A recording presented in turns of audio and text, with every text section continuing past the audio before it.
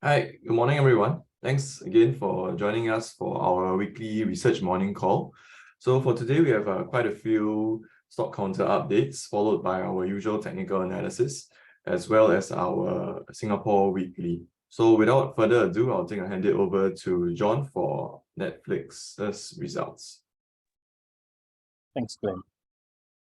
And good morning, everyone. So I'll just run through Netflix's first quarter 2023 results.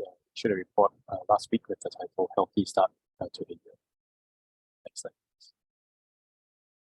So in terms of Netflix's results, their first quarter revenue and PATMI came in at 24% of our full year 2023 forecast. Revenue was about $8.2 billion US dollars, which represents about almost a 4% year. While PATMI came in at $1.3 billion US dollars. In terms of revenue growth, we found it quite resilient. There were 4% FX headwind. So in terms of revenue growth, it was basically 8% on an FX neutral basis. But the revenue growth for this quarter, quite indifferent from previous quarters, was really as a result of just purely membership growth.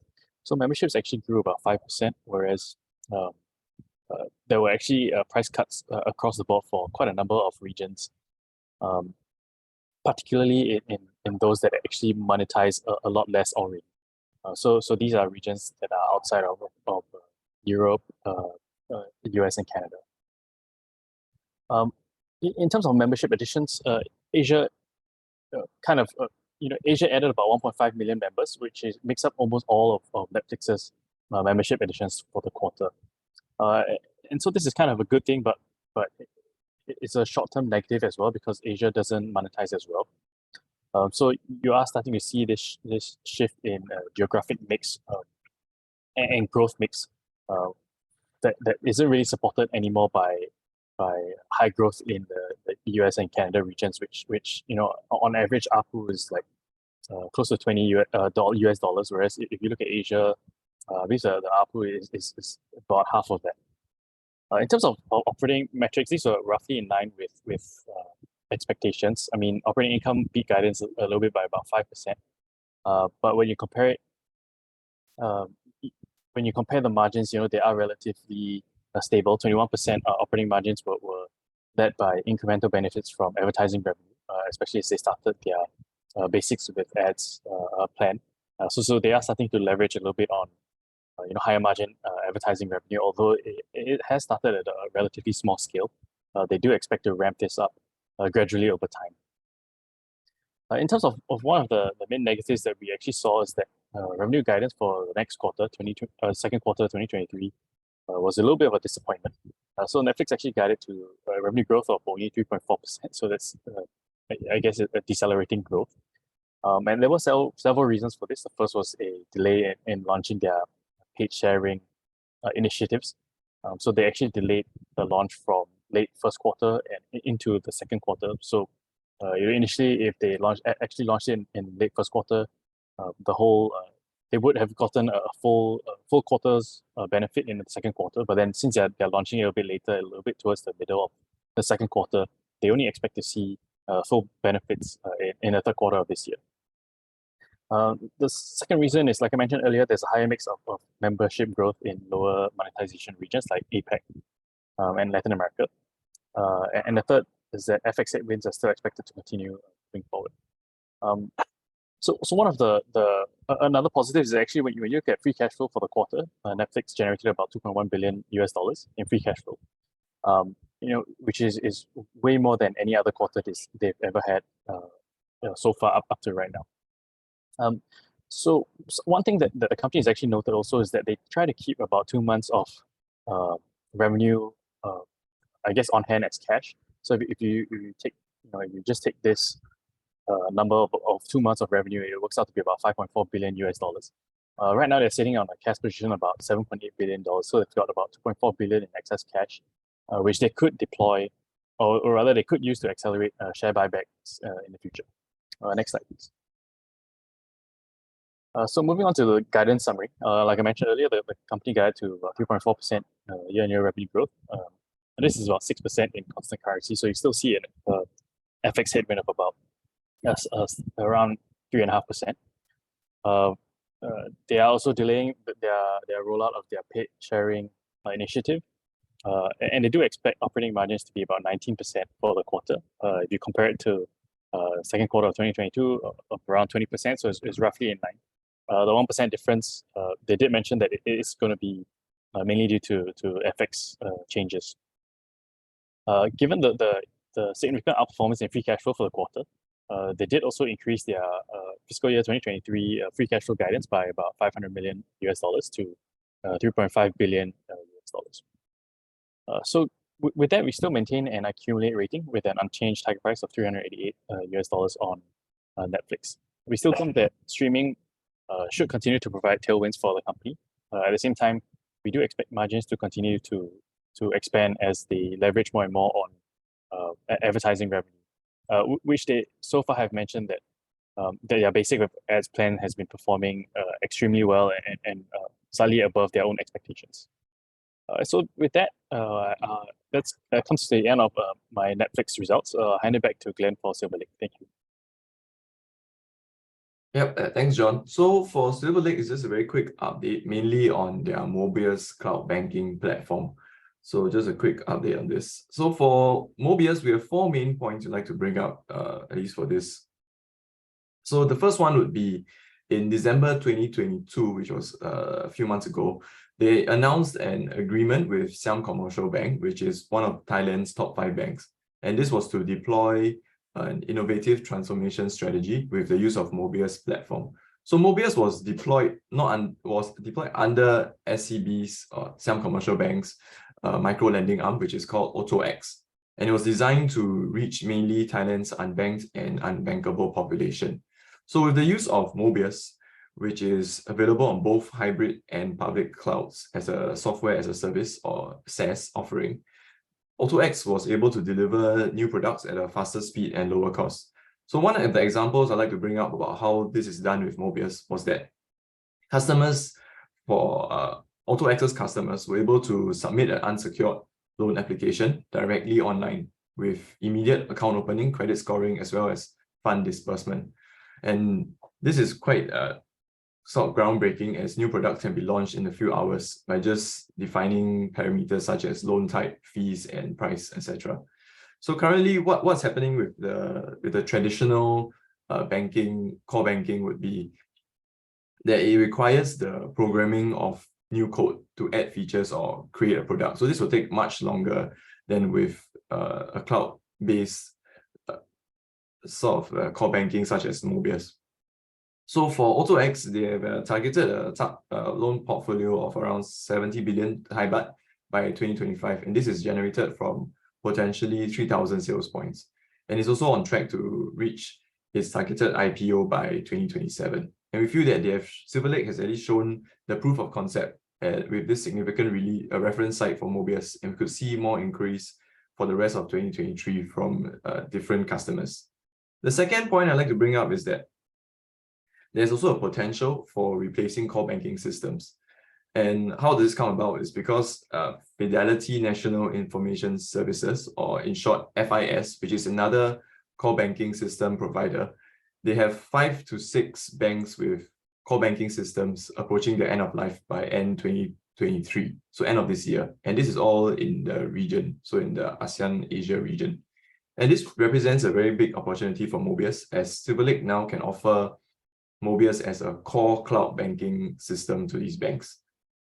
So previously, banks were quite hesitant to move away from their existing traditional core banking systems, mainly because it was too costly and also very time consuming to switch to a totally brand new core. So, however, with this traditional core banking systems reaching expiration, Silverlake were able to promote Mobius as a core without the previous limitations of cost as well as time. And we feel this could also provide a very big boost to Silverlake as banks start to move from a more traditional core to a fully cloud-based core. And what does a cloud-based core do? It actually relieves the bank of many security challenges at scale. And software as a service also provides continuous updates with less costly upfront licensing for the banks. The third point I'd like to bring up would be that they are starting to create more opportunities in Malaysia. And this mainly due to Amazon Web Services or AWS. In March 2023, they reviewed an investment of $6 billion into Malaysia. And this is mainly for a launch of an infrastructure region. So currently, Silverlake is actually an AWS partner, and they use their cloud infrastructure for Mobius. And with the development of an infrastructure in Malaysia, Malaysian banks will be more likely to collaborate with Silverlake for either an upgrade to Mobius for their fully cloud-based core, or utilize it as a bridge to expand their digital capabilities. The fourth point I'd like to bring up is that they're also looking to reach out to the smaller regional banks. And as Mobius is currently cloud native, Silverlake will be able to run this sort of multi-tenanting platform where several banks share the same cloud platform, but they are differentiated by their own passwords and security. So I guess to put it in a very layman's term, this is like a building. So one building, which is Mobius, where they are differentiated by their own passwords and security. So each bank or customer would have their own house in this sort of building with multiple tenants. So what does this represent? What's the positives for this? The main positives would be that it's much more cost effective as they are sharing the core, and the products are also released much faster. So this is very good for the smaller regional banks as they are able to compete with the bigger players who would mostly take months to configure and release a product. And we also feel that this will allow Mobius to reach smaller players who would otherwise not have the opportunity to use such a system such as Mobius, or even just a basic core banking system. So as such, we maintain a buy rating on Silverlake Axis with an unchanged target price of 49 cents, and our estimates remain unchanged. And in our view, Silverlake should also be trading at a higher premium to its historical PE with the introduction of Mobius, as well as the resumption of bank IT spending after the pandemic. So that's all I have for Silverlake. I'll now hand it over to Darren. Yeah, thank you, Glenn.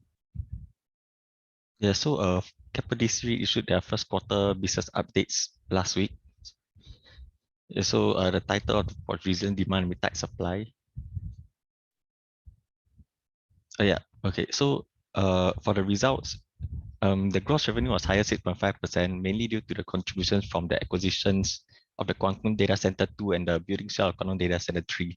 So this Quantum Data Center 3 is not complete yet, so just a building shell. And then the MPI was hit by higher property facility expenses, including electricity costs, especially at some of the Singapore co-location assets. However, the distribution income increased due to the tax savings and from the approvals obtained from the NetCo bonds to be qualified as QPDS, and is offset by higher finance costs. As with all the other REITs as well, they are affected by the higher finance costs and the depreciation of foreign currencies, mainly the euro and Australian dollar against Singapore. So for the positives, the portfolio occupancy is stable, 98.5% quarter-on-quarter, and the portfolio with a portfolio of 8.2%. So 14.3% of the leases by rental income will expire in 2023, and we think that the chances of renewals of these leases are high because of the cost of tenant relocation is quite high, as well as tenant stickiness because of the higher cost. Yeah, prudent capital management is also a good thing for them because right now 73% of their debt is on fixed rate, and the average cost of debt increased only 0.1%, 100 basis points from fourth quarter 22 to first quarter 23. So this is much better in comparison with some of the other REITs, which increase more, the interest cost increase more. And for sensitive analysis, 100 basis point increase will lower DPU by 2.2%. So gearing is only slightly up, so not much difference, 36.4% to 36.8%. They do not have any refinancing obligations after refinancing all the euro loans that in early of April at a 3-month Euribor plus an agreed spread. So this 3-month Euribor is higher, it's about 3-ish%, and plus the agreed spread. So this will definitely bring the interest expense and the total interest average interest cost of debt for Keppel DC REIT to increase over the next few quarters. And right now, the foreign source income, like the FX is substantially hedged until 2023, and about half of it is hedged further to 2024. So EU accounts for 24% of income. So they were hit by FX, especially EU in this quarter. So for the outlook, Keppel DC is still on the lookout for acquisitions, and we think that Japan is a potential target market because the cap rates are still stable and the interest rates are still low. Yes, and the sponsor also has 2 billion worth of assets in the pipeline that KDC REIT could potentially acquire. And there's a final payment of this Guangdong Data Center 3 when it's completed, expected to be complete third quarter of 2023. So when this Guangdong Data Center 3 is complete, this payment will be due, the 142 million, and Keppel DC will likely to do an equity fundraising to pay off this 142 million. But they also mentioned that this 142 million could be, they could do a larger equity fundraising to couple this final payment with some acquisitions. So that is in the cards. Yeah, so if that will downgrade from a buy to accumulate with a lower target price of $2.26. Keppel DC still has a yield of 7.2%, which is better than a lot of the other REITs, a lot of other subsectors, the retail REITs and office, etc. And they have a long yield of 8.2% also, which is superior to other asset classes. Keppel DC REIT has one of the largest tenants account for 35.5% of their total rental income, and it's one of the biggest internet enterprises in the world. Their tenant mix, a lot of them are also big internet enterprises, so there's not much risk of the tenants defaulting. And right now, Keppel DC REIT, the current share price implies a 4.7% and 4.9% forward dividend yield for FY23 and 24 respectively. Yeah, next slide, please. Yeah, so this is a play on the ground for Keppel REIT's highlights of their first quarter 23 updates. Yeah, so Keppel REIT released their results last week for the first quarter 23. The MPI was up 1.3%, and distribution income DI was actually down, but because of their 5 million anniversary payment, is up 2.6%. The portfolio occupancy remains stable, 96.3%, and the portfolio rental reversions is 9.3%, mainly from the Singapore assets. So the Singapore assets, they managed to resign the leases at 12.5%, while the average CBD grade A is at 11.75. So it's still higher than the average, but the CBD grade A office rents are at an all-time high, as you can see in the chart on the top left. Yeah, so you see right now it's 11.75, and pre-COVID is 11.55. So it's really higher, the rentals. So it shows that there's still got some strong demand in the office space in Singapore.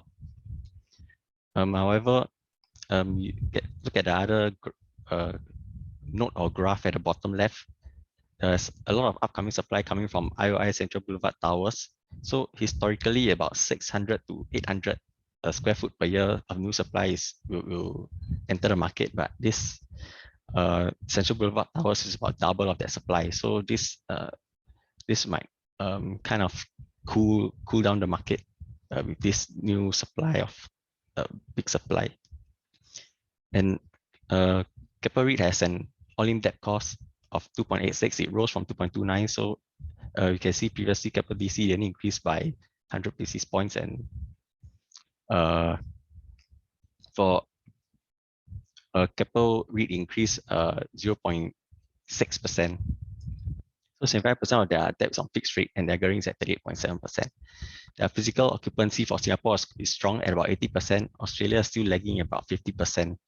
So for the outlook for Keppel REIT, they bought back 9.5% units, and they cancelled these units in first quarter 23, and the management also guided that they might continue to buy back shares if the price remains low, and especially if it's a steep discount to book value.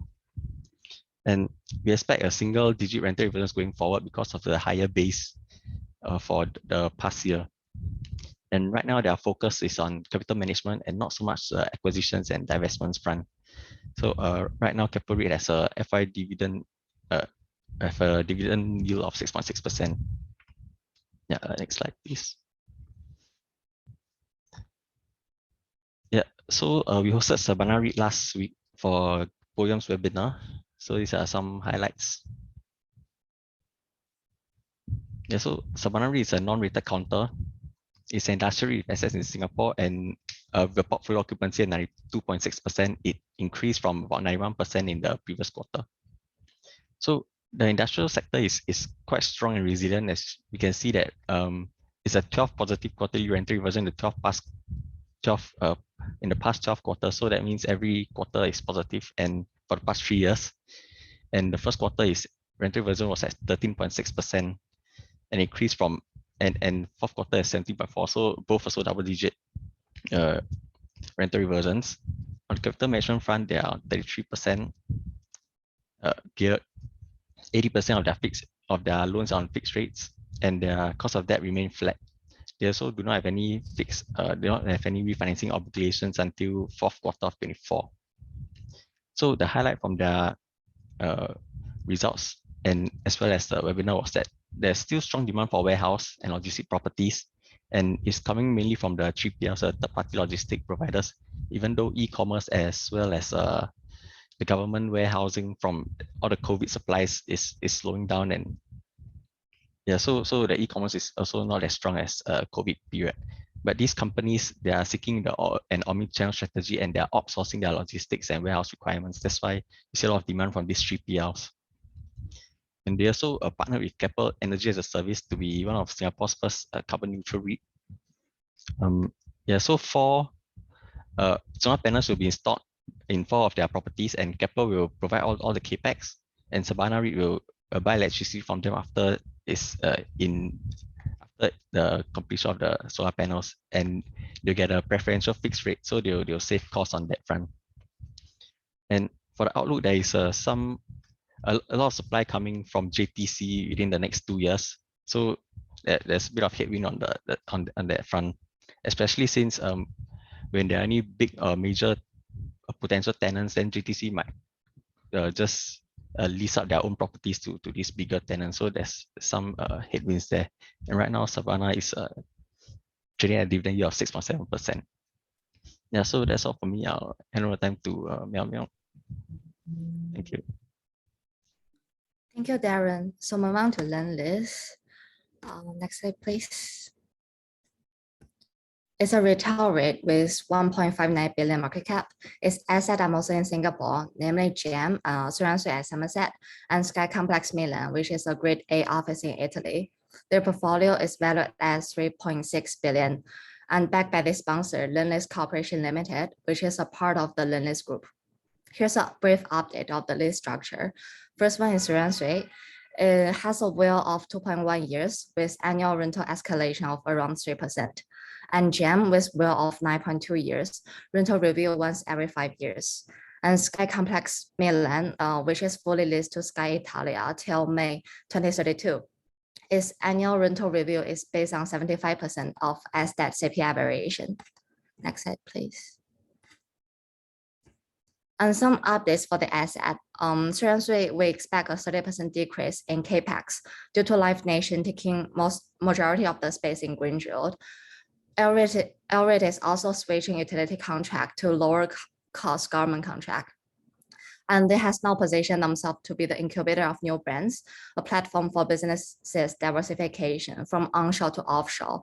So famous brands such as Tanyuan and Chicha Sanqian. And GEM, its office occupancy stays at 100%, and it is fully leased to Ministry of National Development. Tenant sales in GEM retail were up around like 20% year on year due to the resiliency from necessity spending and increase in footfall. We expect higher rental reversion due to the current low occupancy cost. And Sky Complex Milan, its current physical occupancy rate is around 70%. The current market rental is around 300 to 320 euro per square meter per month. However, Sky Italia is renting at 188 euro per square meter per month. As such, we believe that there's an upsetting rental reversion upon lease expires. Next slide, please.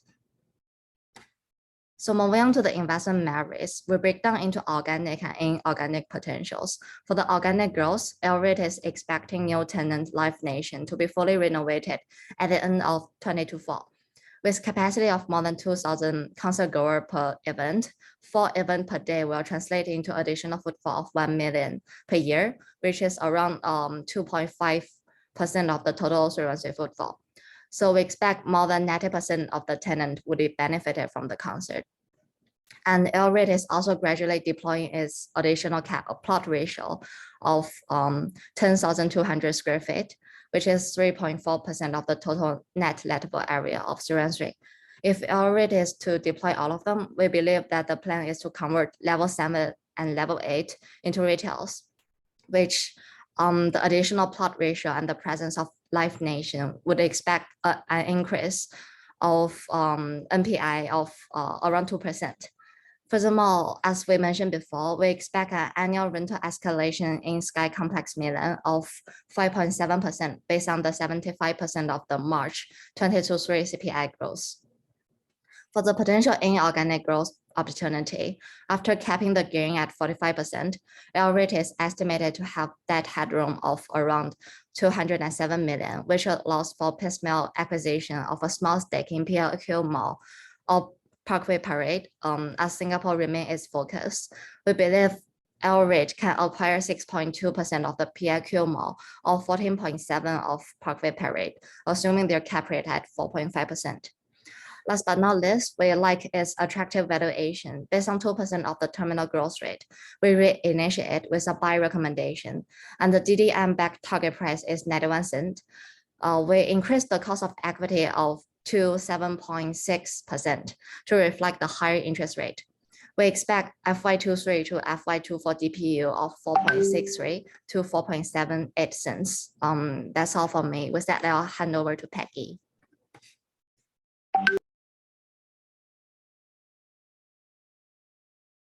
Thank you, Mel. Hi, everyone. Today I will comment on Keppel Corp's first quarter 23 results. Thank you.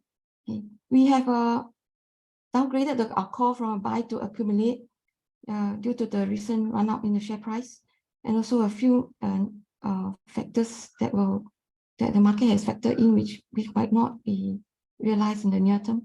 Okay, our target price right now is down to $7.01 compared to $7.21 previously. That's about a 3% decline. Okay, Keppel Corp's results is still mainly driven by the property segment helmed by Keppel Land. The better results were mainly due to higher home sales in China and India. China home sales rose like 2.8 times and India 1.8 times. The second largest property market, Vietnam, has 0 sales, still reflecting a very weak market in Vietnam. Okay. The disposal of the Keppel O&M actually resulted in a 3.3 billion disposal gain, but then that is also offset by a distribution in specie of Sembcorp Marine shares that was $3.8 billion. So net the total equity has fallen. We take away Keppel O&M, the revenue growth in first quarter 23 was only 3.8%, and net profit was just slightly higher. They did not tell us the amount. If you also recall, they sold off some REITs, which they classify as out of scope assets, to an asset co. Okay, in return, they received vendor notes worth about 4.25 billion, 120 million worth of perpetual securities, and 10% stake in the asset co. Okay, sorry, the vendor notes, there's a typo here. The vendor notes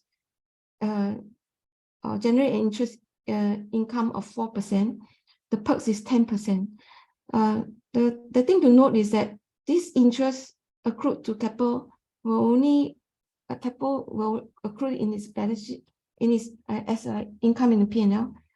The only way asset co can pay this interest back to Keppel is via if they have an asset sale, or if they generate charter income from these assets, which are mainly jack-up REITs. or if they manage to and less of capex that they will require to complete some of those uncompleted REITs in the asset co. So therefore, the return of the cash from payment of this interest income back to Keppel will not be in the near term in terms of cash flow, but Keppel will recognize about 170 million interest income from this asset co. The total value of the assets held in asset co is about $2.50 per Keppel shares, and we believe the run up in the share price is also due to expectation that there could be a near term sale of asset co or the REITs in the asset co to bring this amount back to Keppel. And in addition, Keppel also, if you recall, Keppel also have a 5% stake in Sembcorp Marine, which is held in escrow after the sale of KOM. This amount will only be returned to Keppel 48 months after all the conditions for the sale were satisfied. But recently, I think just last week, we saw Keppel sold out their stake, sold out 70 million shares of this help of this 5%. So that's also cause imagination to run wild. I think that the money could come back earlier to Keppel Corp. We are not as optimistic. Okay, net gearing through this exercise have risen to 0.83 times from 0.78 times at end of 2022. The higher gearing is also due to the distribution in specie, which reduced the equity balance. The next slide will show you how we achieved that our SOTP valuation. The company has mentioned that they plan to announce a further transformation plans in May. They could include more monetization initiatives. They want to achieve a goal of 17.5 billion Sing dollar. So far, they have done 4.9 billion. All of the assets held within the likely way for them to achieve the monetization targets is there are a few things that they could sell. First, of course, is some of the stakes in the REITs that they hold. The Keppel, especially Keppel REIT, which they own like 47%. But then again, this value here, 1.6 billion, is well below their book value in Keppel's books. The other thing that they mentioned also would be M1, which they mentioned at the conference call they mentioned a valuation of 500 million, which also looked very optimistic to us. Then there is also a stake in a Dynamic that they could dispose of that is worth about 30 million. And of course, the return of the cash from Asset Co and the cash from Sam Marine's, the 5% stake in Sam Marine, that will help to also lower their gearing. We think the near-term catalyst for the share price could be any announcements on the sale of REITs held at Asset Co and any possible redemption of the vendor notes and perpetual securities. And of course, the return of cash from Sam Marine. That's all from me. I'll pass it on to Zane today for the technicals. Thank you. Thanks, Peggy. Good morning, everyone. So now move on to the technicals. For S&P 500, last week, we are still kept in the tight range. We were down about 0.1% last week. Looking at the charts, we're still trading inside the uptrend channel. So for now, the uptrend is still intact, but we're just still a little bit of sideways. So for now, the immediate resistance is still at 4160, which is the recent highs, and then followed by 4002, which was the high formed in February this year, then followed by 4003, which is another high in August of last year. As for the immediate support, it's likely to be at around 4100, which is the uptrend channel support, and then followed by 4050 for the lower support, which was a previous horizontal resistance that we broke out of. Now, so for S&P 500, we are still looking bullish. Unless we start to break down of the uptrend channel, then we start to turn it. But we need to then we turn a little bit cautious if that happens. Next slide. As for in terms of volatility, April has seen quite April has seen quite a low volatility period compared to January to March. So when you look at S&P 500, the move for S&P 500 in April was within a 100-point range, whereas for like January to March, we were trading about 300 points range. So this period of low volatility, I think we could end soon. We could maybe see an increase in volatility when we look at some of the economic indicators as well as technical indicators. So we look at the chart shown in this slide, which compares the US ISM PMI, unemployment rate, as well as the S&P 500. We can see that whenever the PMI readings, which is in yellow, remain below 48 for a prolonged period of time, the S&P 500, which is in red, tends to decline afterwards, as well as we see unemployment rate in blue tends to climb. So it's worthwhile to note that PMI readings have remained below 48 for the past quarter this year. And then when the PMI reading falls below 48 for a sustained period of time, then is when we can look for maybe some volatility might head back to the markets. This is also quite reliable when we use PMI to predict S&P 500 trend, when we saw that during the decade-long bull run in 2009 to about 2019, we saw that PMI readings did not fall below 48 during this period. Next slide.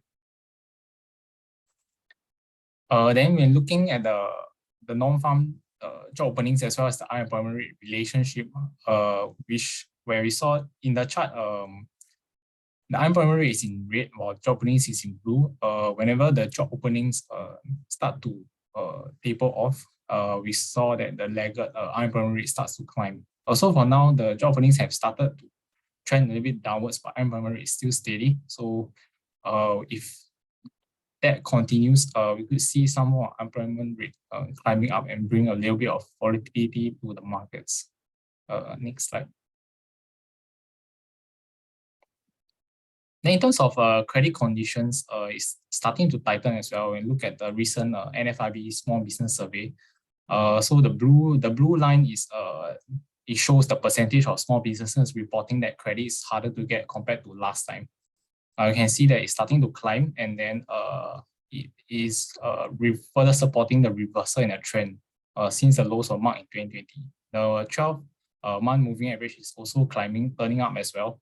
And we saw that whenever businesses report tighter credit approval in the past and previous times like 1991, 2000, 2008, we saw recessions and volatility in the market follow as well. Next slide. So another chart to show the tightening credit conditions will be this Chicago Fed National Financial Conditions Index. So this is in white, then in blue is the S&P 500.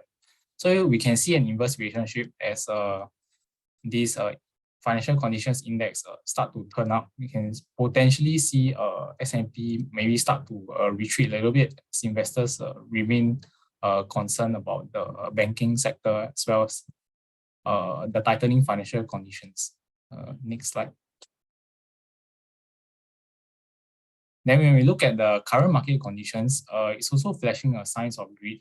Looking at the fear and greed index for the past year, markets tend to pull back after it reached a reading of about 68 to 82 on the index. So some of the highs that were posted were 68 in August last year, when it reached about 75 in December of last year, and then 82 in February this year.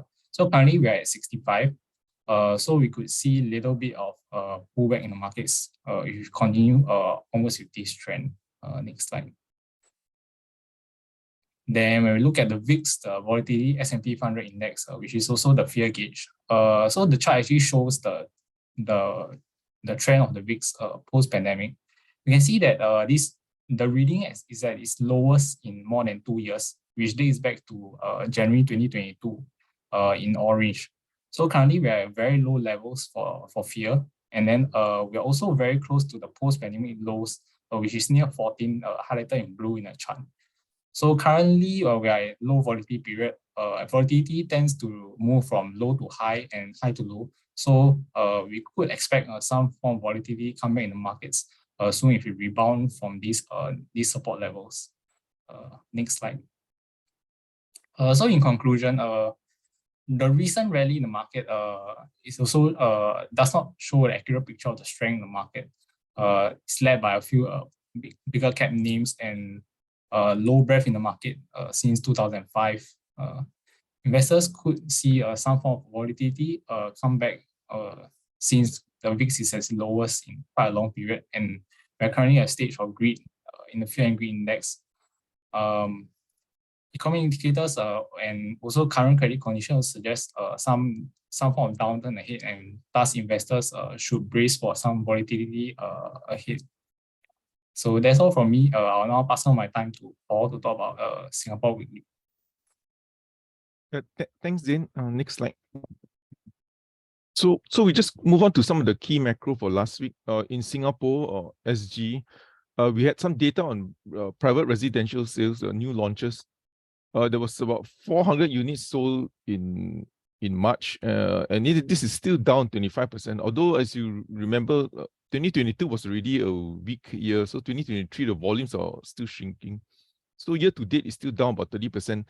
In part, that could also be because there's fewer launches this year, but you should see more launches coming up. I think last year, 2022, there was about 4,000 plus new launch. This year supposed to triple to 11,000, but so far we don't really see the impact yet.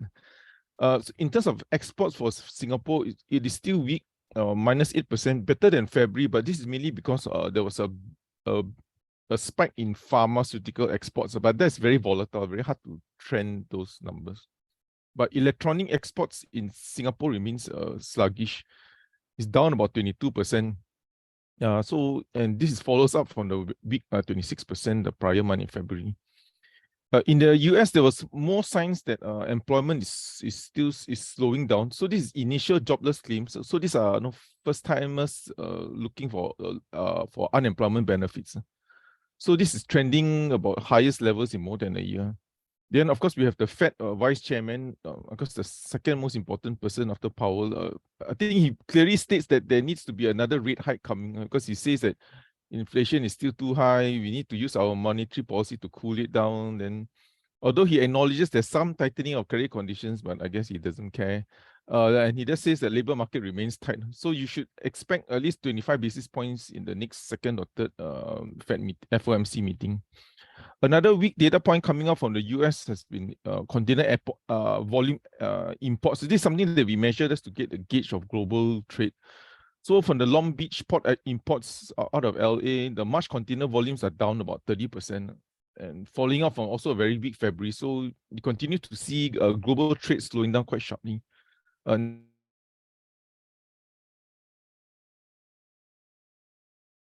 Next slide.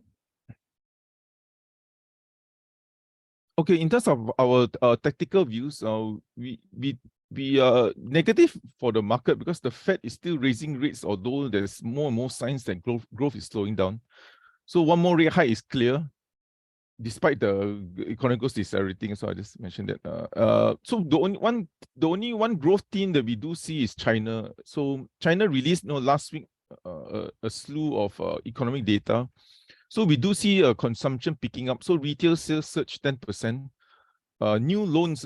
So if you assume the banks in China directed like how much loans to give out. So new loans, that means the amount of additional loans that come to systems are record high, about 11 trillion. We'll show you the charts later. Investments are still soft, but if you look at loans as possibly a leading indicator, that loans disperse out first, then before it goes into investments and so forth, then we could see investments start to pick up. How we play the China, again, we always say playing China through Singapore is a bit of an oxymoron, but what we think is that for us, China recovery will benefit companies like Keppel Corp. In our model portfolio, at least Keppel Corp, Capital and Investments, and even the two local banks because of their Hong Kong, huge Hong Kong exposure. In terms of the events to look out for, it'll be all about big tech results. Everything. I think this week you're just going to see all the headlines, just big tech. So Microsoft, Google, Meta. For Singapore, you will get UOB's results on the 27th, the Thursday. And then next week, you're going to get DBS results on Tuesday. Wilmar's results will also be coming out. I saw a question. It'll be coming out on the 28th of April, but after the market.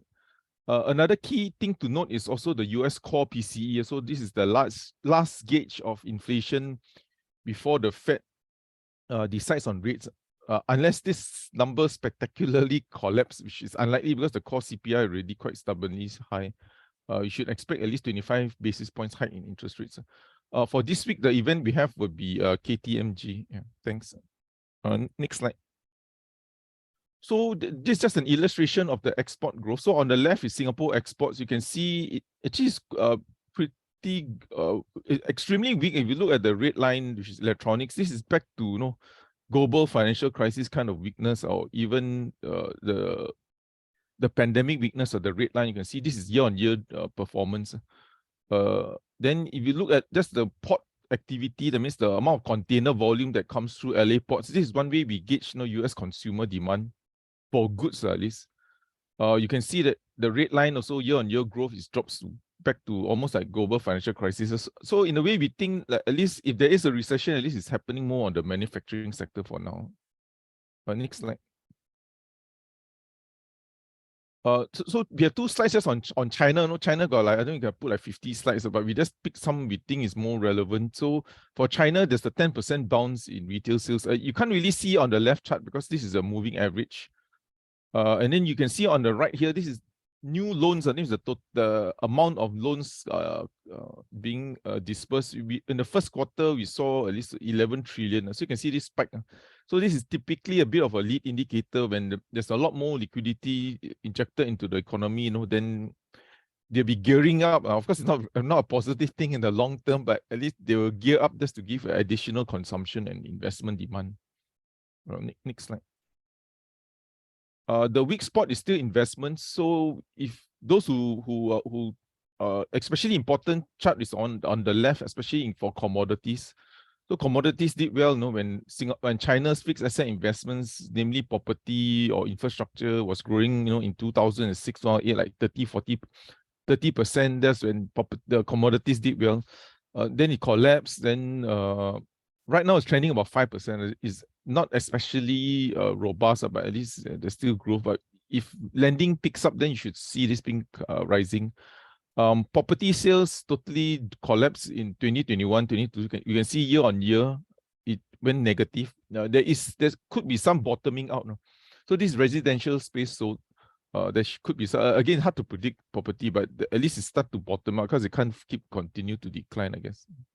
Next slide. So this is Phillip on the ground. We got Genting Singapore and also Nanofilm. So Genting Singapore, it's not that I'm very free, but we just went to the AGM on a proxy basis. That's what we do sometimes. What the analysts do sometimes. So for Genting, 14 billion casino operator. So just to share some of the highlights that was mentioned in the AGM.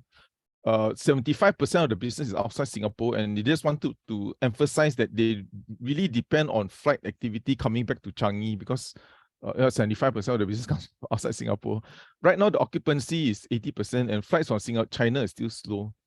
There was a question on dividends. So they are paying out 3 cents, and of course, shareholders are asking for more. Especially when they are not going to Japan. So they just want to emphasize again that Genting Singapore is not going to Japan because there's just too much uncertainty. No local legislation. Then if you change local government, maybe the population doesn't like it. They might vote out the casino. The tax rate also is not firm. So there's just too much uncertainty, and they're pulling out from Japan. I think that was already highlighted. One of the reasons they are a bit more conservative on the dividends as usual is that they are, as you recall, just to dial back, in I think 2018 they signed an agreement with the authorities on the exclusive casino license extension for another 10 years. But in return for that, they are going to spend 4.5 billion on Resort World Sentosa, or they call it RWS 2.0. So this is going to spend 4.5 billion up to 2028. So roughly, they're going to spend like 800 million, but I think they more than enough to raise dividends. But I guess they didn't say, because they still have 3.4 billion cash to pay for this 4.5 billion. But we still think there's upside in dividends because we think the earnings will recover sharply, and that there is definitely upside to their dividends.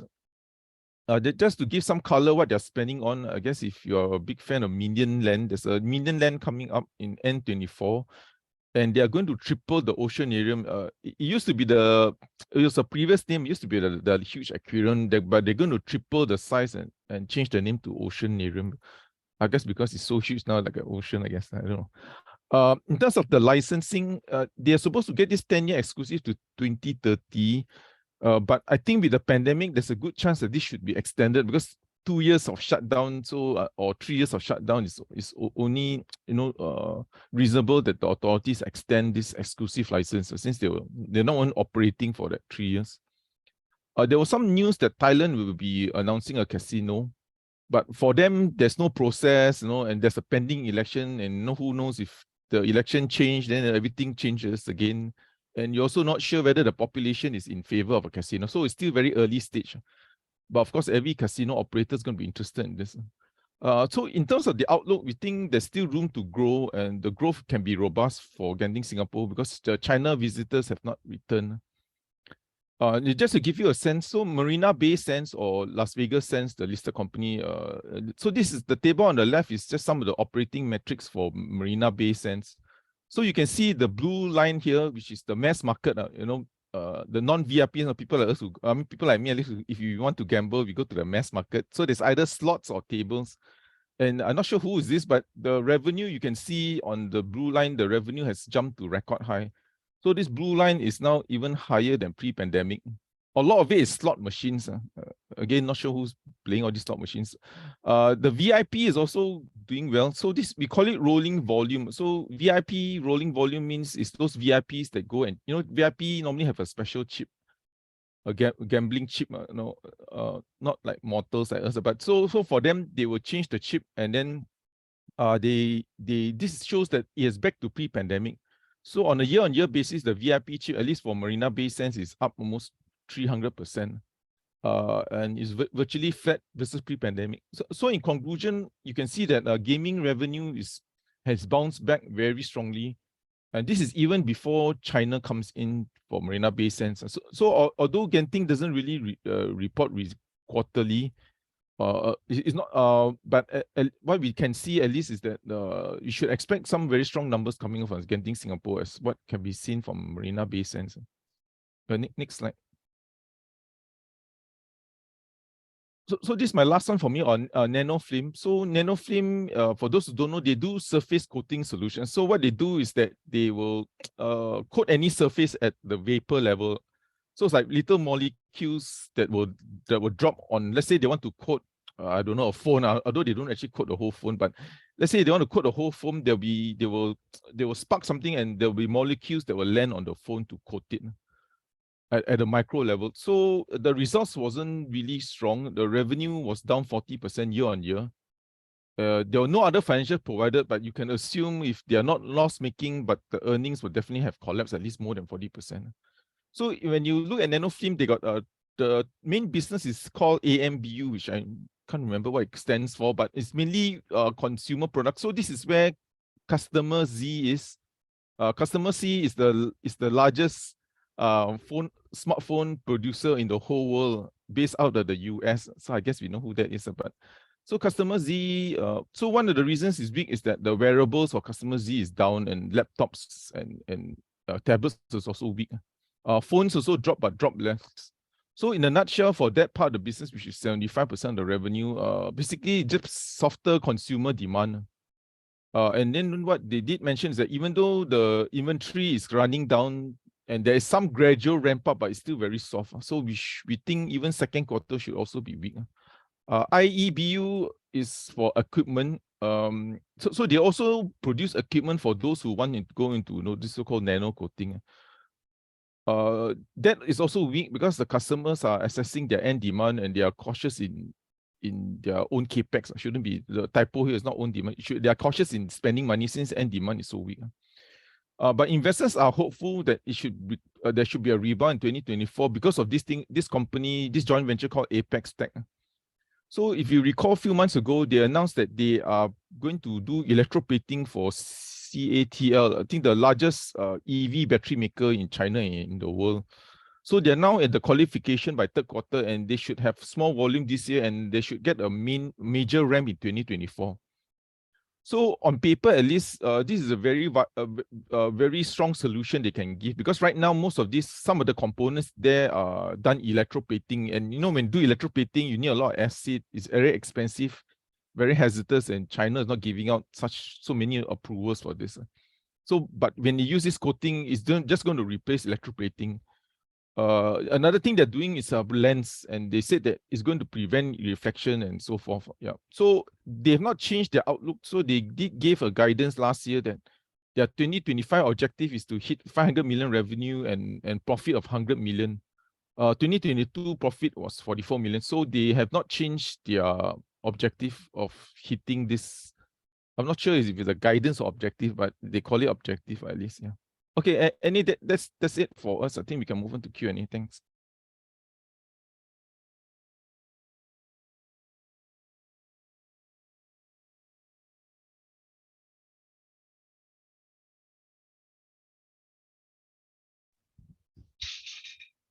Yeah, hi.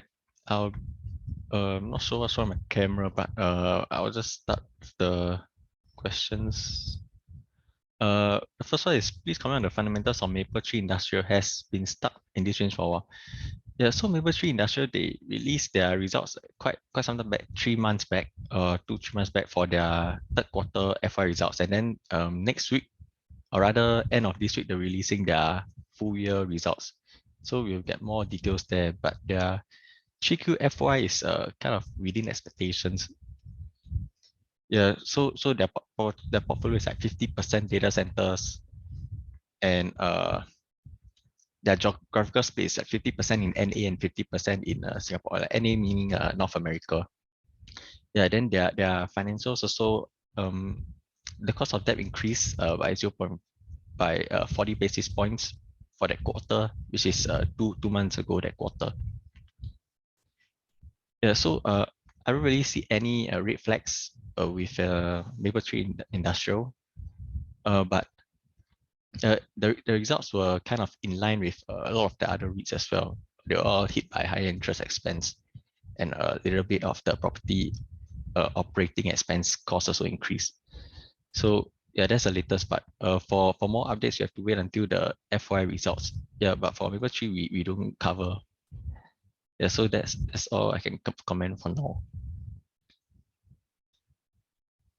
With the peaking of rates expected in May, are there any compelling buys of S-REITs at current prices? Yeah, so we still have a few buy calls that we have on buy or accumulate calls on Escort. We just renamed Lendlease, Keppel DC. Prime is hit by all the negative sentiment in the US.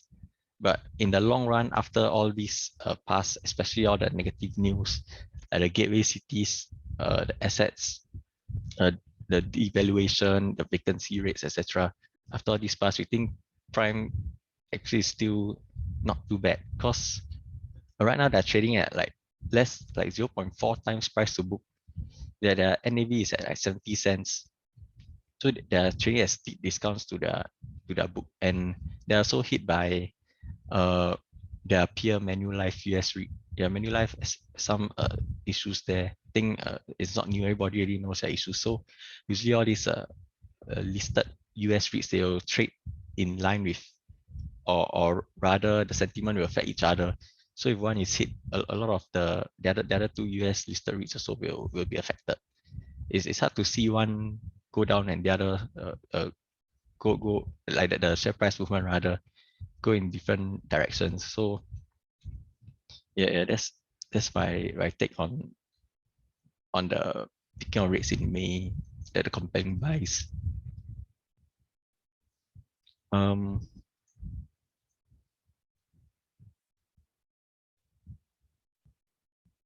Okay. There's one question. Which is the better investment, Lendlease or Parkway Life?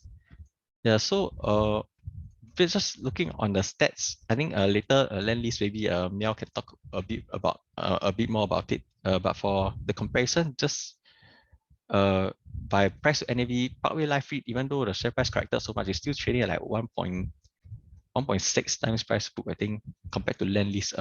Lendlease, I don't really have the details off the top of my head, but I know it's definitely not 1.6 times. Probably around 1 or slightly under. And the dividend yields also for Lendlease is 6%. While Parkway Life is at around 3%. So just based on those effects, Lendlease is the clear winner. But you can't really compare like for like, because Parkway Life is more of a hospital REIT, healthcare REIT, while Lendlease is retail and office. So it's not a like for like comparison. But if you ask me that question, which is better investment, I'll just take a look of the like dividend yield and the valuations. So for that, Lendlease is the winner in my opinion. Yeah, perhaps maybe can add on a bit. Yeah, just to add on, Lendlease is currently trading at 0.91 price to NAV, so it's like around 10% discount. And yeah, its dividend yield currently 7.1%, which we forecast it to be like around 6.6% in the end of FY23. Yeah, so in terms of valuation, it's more attractive for Lendlease. Yeah, thanks. Yeah, so I think that's all for me. Yeah, hand over. The other hidden risk, I guess, if for Parkway, right? So this question of Parkway. Parkway Life. I guess the other risk you might have is that there's still a lot of pressure in Japan to raise rates. So I'm not sure how will something like Parkway share price perform once if Japan start to move rates, because there's a lot of pressure now in Japan to raise rates. There's inflation is above their target. There's wage pressure and so forth. So that is the big unknown. The flip side is that the yen might appreciate, but I know you don't have to buy yen through holding Parkway. So I just worry there's a bit of hidden risk for Parkway if rates were to move. But again, this is a macro call, and you know, it's like a graveyard to try and forecast Japanese interest rates. But this is something to just be mindful of. Okay, let's move on.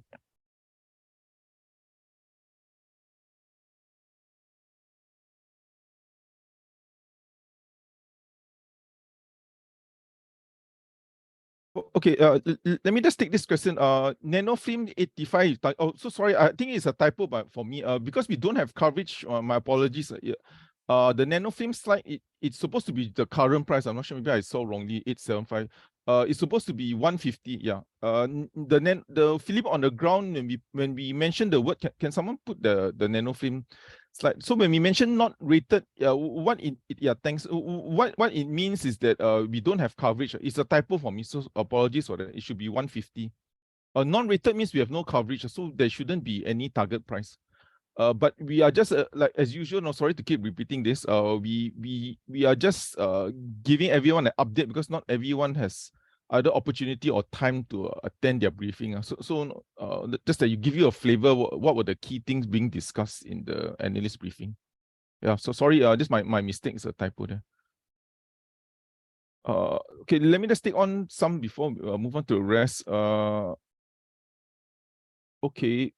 Please comment on the fundamentals of Wilmar. Results expected to be good. I don't think the results will be strong. Because the weaker palm oil price. So I doubt the results that will be coming out on Friday will be stronger. And I think they kind of guided that too. I think second half will be stronger. Because of a recovery in Japan. Recovery in China consumer. Sorry. Yeah, so I don't think the numbers will be strong for Wilmar. Because what happened for Wilmar last year, they did very well, of course, in part when palm oil price is high. Secondly, also when there was an export ban, they managed to have a lot of inventory. And then when the export ban was lifted, they managed to dispose off a lot of this so-called cheap inventory when they had this ban. So, and also they also have some shipping business they also did well. Because they own their own shipping vessels and so forth. So these are some of the nuances that help them. So I think first half don't expect any strong results for Wilmar. Kindly comment on the fundamentals of Geo. So for Geo, we don't have coverage, but coal price has dropped quite significantly this so far. I think just based on the Australian coal price from 300, it's gone to almost $180. But we think fourth quarter there could be a recovery. Why we say so again is like 90% guesswork again. It's just that if there is a stronger wind, because it was unusually warm weather, so this is like weather forecasting, which is more like again all guesswork. But last year the weather in Europe and US was exceptionally warm. So on the fourth quarter you get that, and of course you also get a stronger China, so economic activity in China. So the fourth quarter could be interesting for coal price because if weather doesn't repeat like what happened, then you could see a spike in demand for energy for coal, especially from Europe. So that is one possibility. But I think the results could be flat. Because if you look first quarter last year and first quarter this year, the prices are more or less quite equal. So the earnings could be flat. The only last point for Geo is that the only thing for Geo is the reserves are very thin. Although the valuations are very cheap, I think still trading maybe 2-3 times PE, but the amount of reserves they have is very thin. I don't think they can extend the reserves. That's my only last comment for them. Hi Paul, if the economic growth is slowing, isn't it good news for stock market as the Fed may pivot or maintain? Yeah, the only thing is that the market might have already factored that in. That's my only worry. So if the next coming meeting they raise rates and then they start to guide that they want to hit a pause, that means the Federal Reserve want to pause and not raise rates, I think the market might do a little bit of jump, but it's already kind of expected. The market's even factoring in a rate cut by end of this year. Even the 10-year bond yields are already 3 point something. So there might be a little bit of jump that because they are pausing, but I just think that it's really kind of factored in by the market. I think the expectations are already there that this is the so-called one and done in May. That's my only worry, that after that, it may not actually move the market significantly. Hi Paul, can you arrange a webinar for Southern Alliance since they are venturing to rare earth mining? Need to know more from. Yeah, sure. We'll do that. We've also asked Fortress Minerals because we had another request. So we will also try and ask Southern Alliance to, at the very least, give us what is rare earth mining 101. Yeah, we'll do that. Yeah. Hi Paul, Lendlease went to IPO with a big bang and a glowing prospect of their technology. What is causing their poor performance now in your view? Are they over optimistic with their technology or the market demand? I think that in my own view, I mean, we don't have coverage. I think the execution has been, they might have the technology, but the execution has been pretty poor. I think not poor, but disappointing, especially in China. The first disappointment came, if you recall, they started a new plant in Shanghai, and somehow either there was a poor execution, and then they had to spend money on generation sets. That hit them like 10 million of profit. I'm not sure how this thing actually comes about, but I think that was the execution part. And then the coming thing was, of course, the whole global macro weakness. So they always sell on deep tech, but deep tech, I'm not sure how they actually define the word deep tech, but they've always been, it's a lot of it on the so-called proprietary technology. But again, the only issue we have, and one of the reasons why we've not covered them so far, is that if any investor asks us, how do you know the technology work? I frankly speaking, I have no idea, because they are the only ones doing it. So that's why we're a bit hesitant as an analyst, because anyone can just ask us, how do you know they have the best technology? How do you know the technology will work or can work? And I'm not sure how to answer that. So the main one is really 2024, this new EV battery thing. But again, I think it's a mixture of execution that has disappointed, and also, I guess they went into a slowdown, and the valuations are already very high, like 20-30 times. So, you make one mistake, people just sort of sell you down. So it's a combination of these things. From my recollection. Yeah, thanks. Hope that helps. May I know your view on LHN and Fortress Mineral? So for Fortress Mineral, we think production will do well. I think because they have this mine in Mengap. They have two mines. This old mine called Bukit Bersih, And they have a new mine called Mengapo, which is the best mine because their strip ratio is the amount of let's say strip ratio of 2 means you got to remove 2 tons of earth to get 1 ton of iron ore, but their strip ratio is 0. Basically, they just dig from the earth and the ore is just all over. I mean, it's literally on the ground. So we think production will still strong, but just that I think the problem is iron ore price has been very weak. I think it's been down this year, so I don't think the stock can perform at least in the near term unless we see iron ore price recovering, which is probably again going to be in the maybe later part of this year, hopefully. Yeah, I think it'll be weak just mainly because of the weak iron ore price. But the good thing is that the production is very strong, so their production will do very well. There was a news that they signed offtake agreement, but that it doesn't really matter. You still have to, because all the steel mills in Malaysia, because their mine is in Malaysia, will definitely take from them. It's like your neighbor, right? Of course, you take the iron ore from your neighbor. You're not going to take it from, I don't know, Australia or Brazil. So signing of the offtake agreement it doesn't really mean anything because you still take international price. For LHN, my last one before I let the rest take over. For LHN, we are still positive on the stock. We have a buy recommendation mainly because they are building up their co-living. So co-living is between hotel and service apartment. So they are fitting into a nice space which isn't very which is not very well serviced right now, and they have like 30% market share in co-living space. So just to give you an example, in our previous report, they tore down Fraser's service apartment which used to have 72 units. They didn't tear it down, sorry, they renovated it, and now they have 400 units.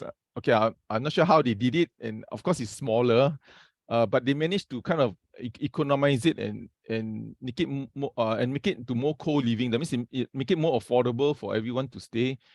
That's one thing they do, and the second thing is they're benefiting from the jump in rental markets. And not to mention, they also have a lot of car parks. They're also one of the biggest car park owners in Singapore. If I'm not mistaken, maybe 100 over car parks. So that is also one of the business that they're doing. Not to mention industrial property. Yeah. Anyway, we still have a buy for them. Yeah.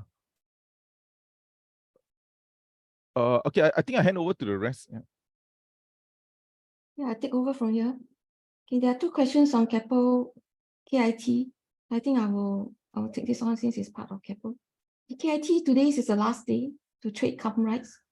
Those who bought today or before today will be entitled to subscribe to these rights of 5 for 100 at 0.467 per share per new rights unit. And in addition, you will also collect 1.24 cents as stock distribution. But they usually pay out a stock distribution when they have a placement, so that to be fair to the shareholders, to give back the distribution that's due to the shareholders who before the placement exercise took place. Okay, just some brief note on this KIT. The proceeds from this rights issue, together with the proceeds from the placement which was done earlier, a total of 300 million is supposed to be used to pay down their bridge loans, which they took up, which drawn down at the end of last year to buy 3 assets. Okay. So that will help them to lower their gearing. We think that it will lower it from 42.5%, maybe 42.5% at the end of March to down to about 38%, rough estimate. So it will help in the distribution in the gearing. We also KIT has one strength is that 90% of their assets are protected from inflation. It's either cost pass through or there's an indexation to a CPI. So the tariff wise, revenue wise is much more insulated. One thing to highlight is that from this year onwards, the Keppel Merrimau, the cogen plant, the debt amortization, which is another word for repayment, will start from June this year. Estimate is about 88 million per year, over the next few years, over the next 10 years. So therefore, when they have to pay off the debt, they will take away income from they will reduce the distributable income. So in the various fourth one, I think maybe font size 1 or so, on the slides, first quarter slides, you can see that they mentioned that KMC might not be able to contribute distributable income from this year. In the past, they always contribute about 42 to 46 million per year. So it might be actually turn out to be also negative because they have to use the cash from the other assets to pay this 88 million. And then it's some which they has always looked to sell. The disposal has been put on hold. This asset also have debt due for repayment, and that is the revolving loan that's still to be refinanced by February next year. So by this year, they must do something about that. So overall, there's a risk that the distributable income will drop from this year, unless both debts are refinanced. And you look at comparing end of last year's debt level compared to end of 2021, the debt has doubled. Net debt has doubled for KIT after this acquisition. So naturally, even if interest rates will stay constant, the interest cost will have doubled. But because of this refinancing that has need to be done, and at this current interest rate environment, it will not be cheaper than what they have been able to achieve, which is the average cost is now 3.7%. So all in, sorry to be so long-winded, there's risk of reduction in distributable income. There's also which also means that your distribution yield might fall going further down the road. The theoretical X price after the placement, the preferential offering, and after the stop distribution, based on last Friday's close, is about 0.493 cents. Sorry, let me rephrase. It's 49.3 cents per unit. The placement and the preferential offering only cost a dilution about the new shares only account for about 11.3% of the enlarged share cap. So the dilution is very small. I hope I answered the question on KIT. If you have more, you can just drop in the Q&A box again, because I think that's probably what you need. There's another question on Hi Peggy. Hi Peggy something.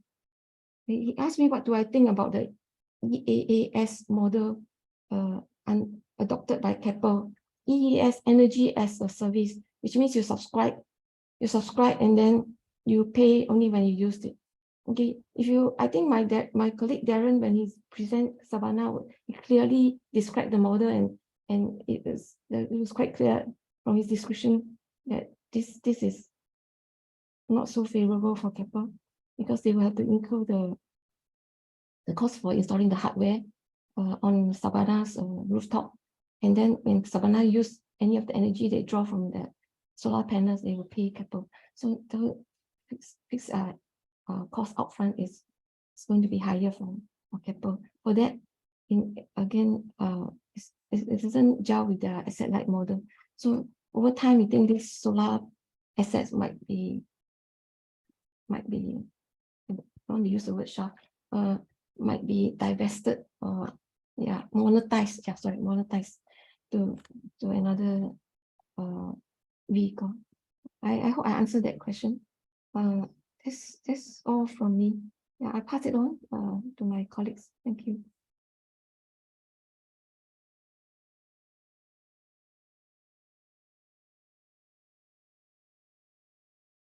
Yeah, let me just answer this before we let the rest take. Will Thai Beverage fortune be affected by the upcoming Thailand's general election 2023?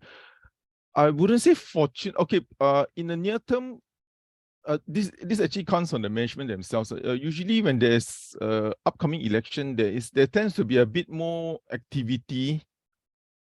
I guess activity surrounding the election, and that will kind of help in their liquor sales. I think, yeah, think without having to spell it out that much, but typically there's a boost in demand for their products before elections. The elections in May, so you should see a boost in I guess alcohol consumption in April and so forth.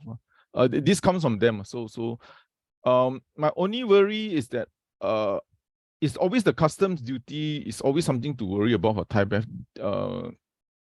I mean, once the election's over, you don't expect it to happen after 6 months, but the custom duty hike has been pending for quite some time.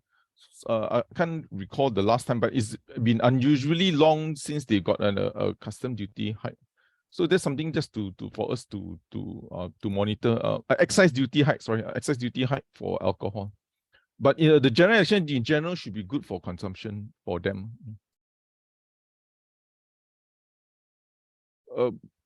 Okay, let me just try to, then we can move on to TA. There's one question on Prime US for you, Darren. Okay.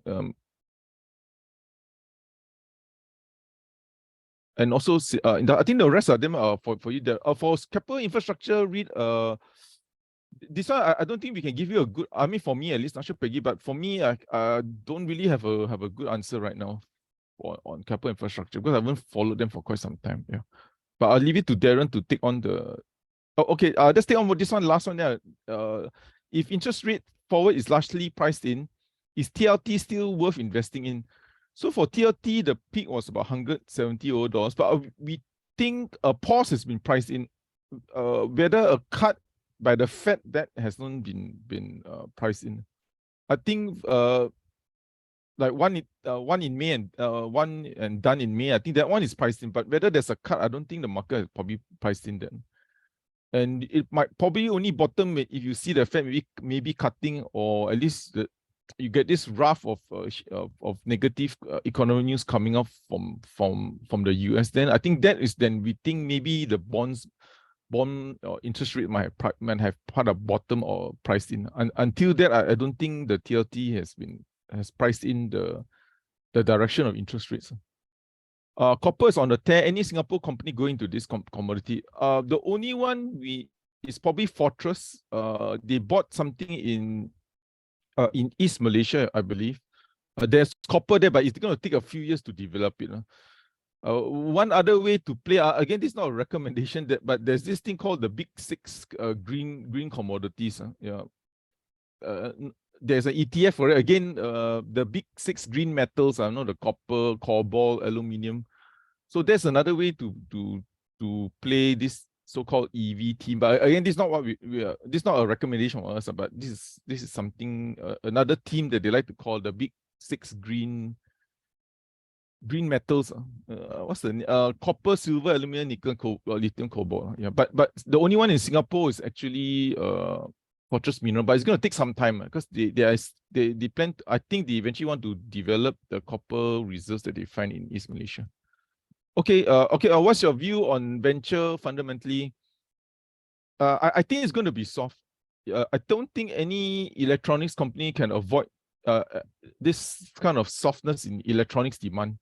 The only one, like we mentioned before, that is probably going to see growth this year is probably Aztec. So Aztec Global is the only one that has kind of guided for some strong results for 2023, because I think they got a new customer program. But venture, I don't think you can, I doubt that their earnings, and you already see that in ventures guidance.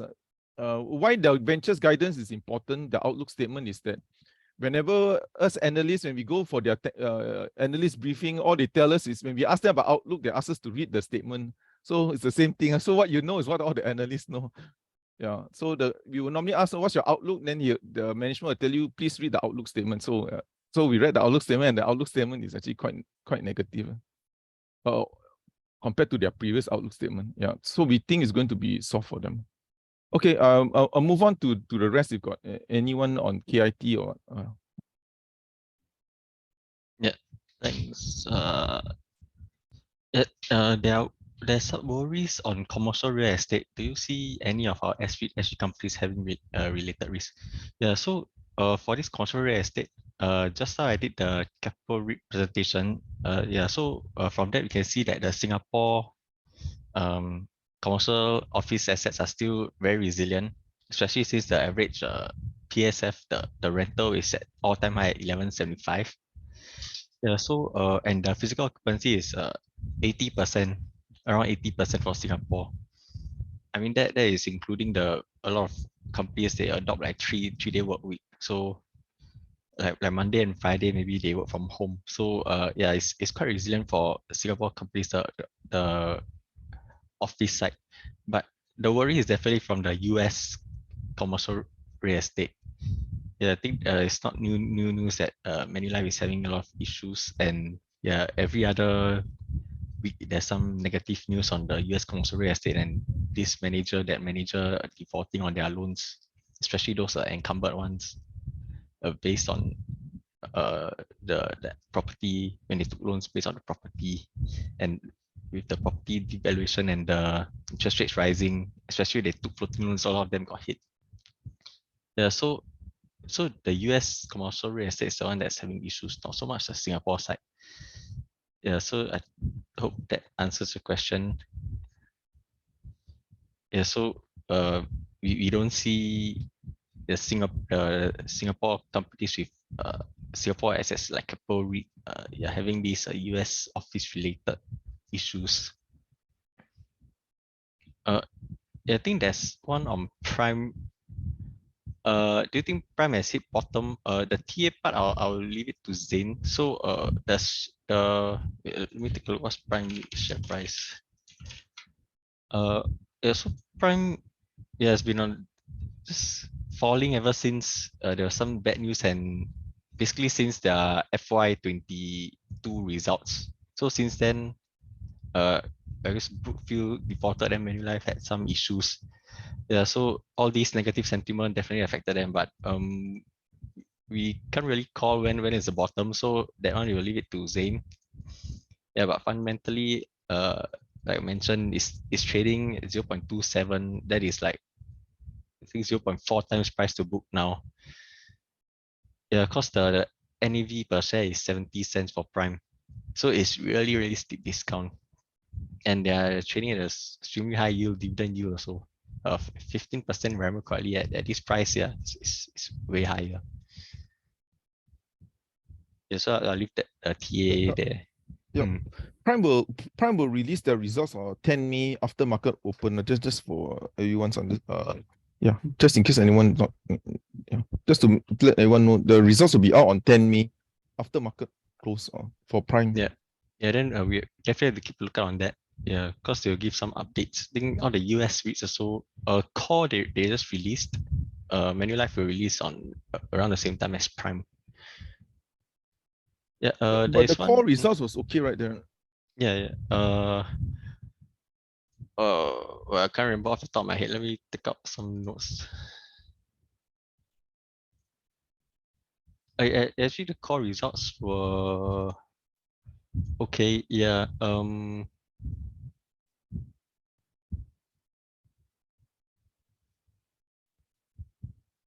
Yeah, the negative news. Yeah, like their rental reversions. Okay. Yeah,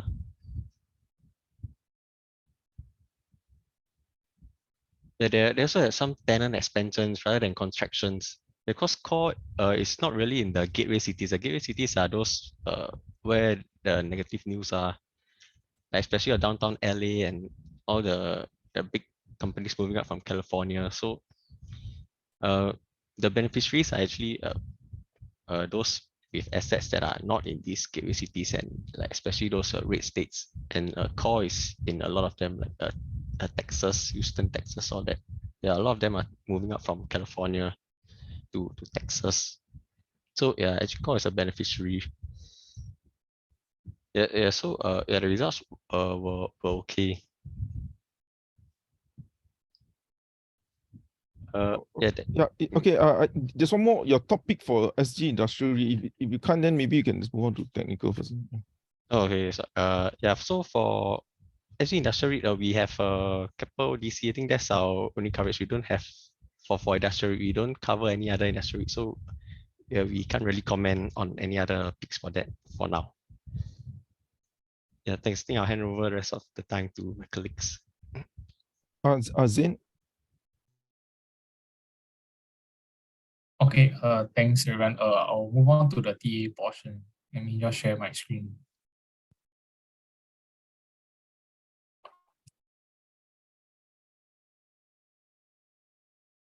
Okay, so first one is Silverlake. Silverlake currently, I think we are currently consolidating, but still supported by this uptrend line over here.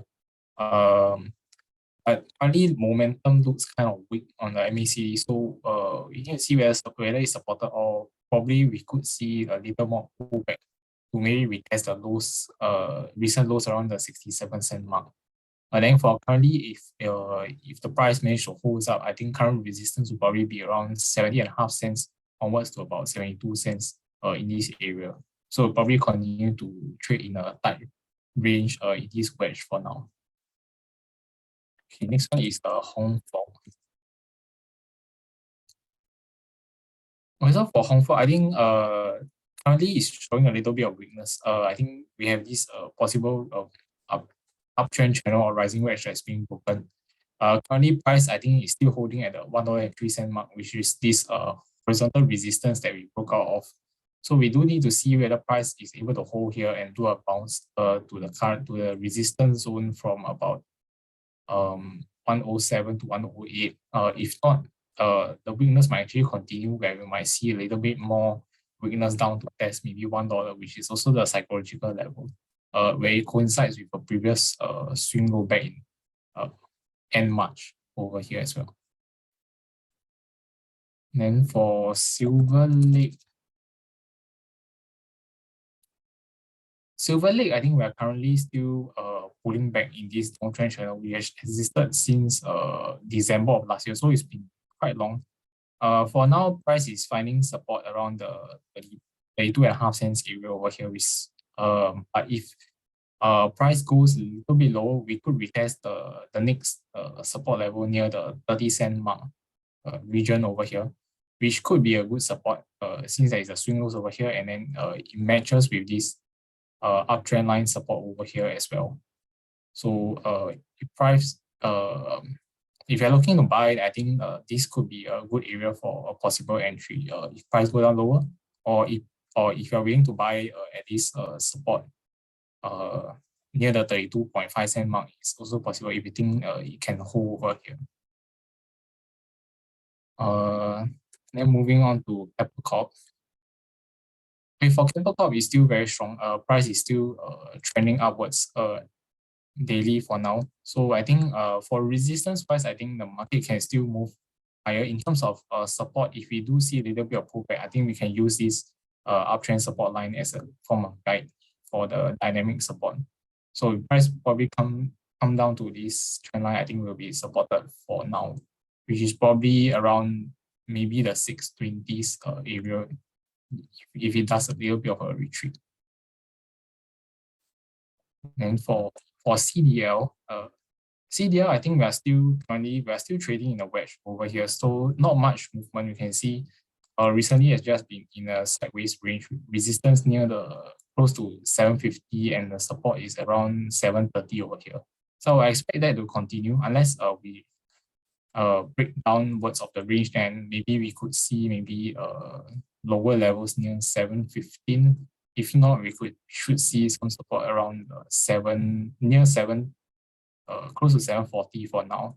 Resistance will be around the 750 level onwards to maybe 770. Yeah, so should be still not much volatility for CDL.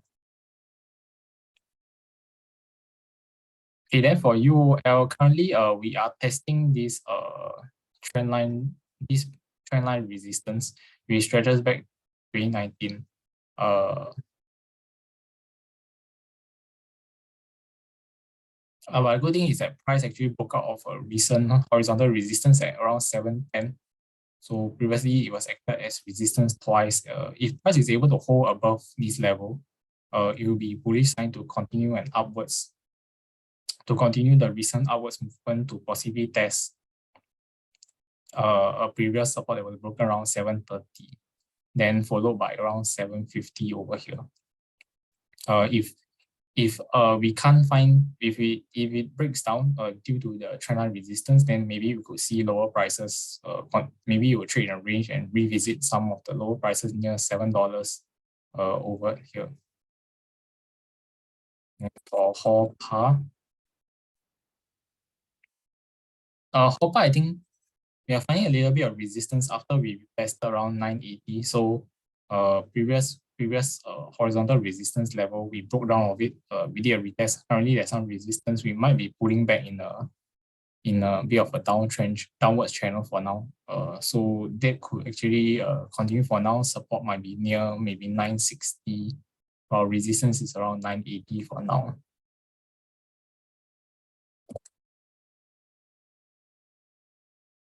Then for Wilmar, I think Wilmar has found resistance around from this downtrend resistance line. So, and as well as a previous horizontal resistance over here, which is confirmed around the 425 mark. So price has actually put back and it's unable to stay above this around 417 horizontal level, which actually broke out of. So for now, I'm remaining a little bit bearish, but price could maybe just continue to trade in this whole range over here, which it likes to do. We could find some support from this previous resistance and a recent swing lows over here, which is around $4 to about 408 over here. So price could actually just trade in a range for now.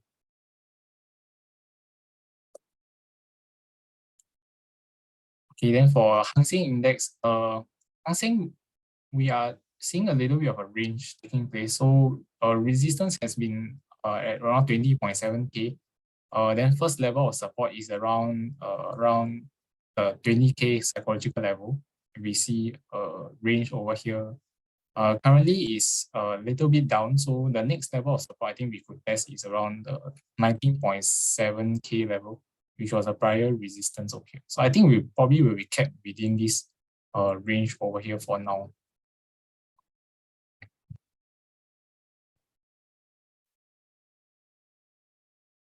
And then for Fraser Hospitality Trust, I think currently price is currently just sideways consolidation for now. But overall we see there's a change in trend over here from a downwards, then we had a sideways at the lows, and then we reversing back up again. Previously around the 48 cents mark over here, this was a prior level of resistance during this consolidation period. So I think price might remain a little bit sideways over here for now. But for now, if we are able to break out and you'll be bullish, then we might revisit maybe 49 cents to the 50.5 cents resistance zone over here.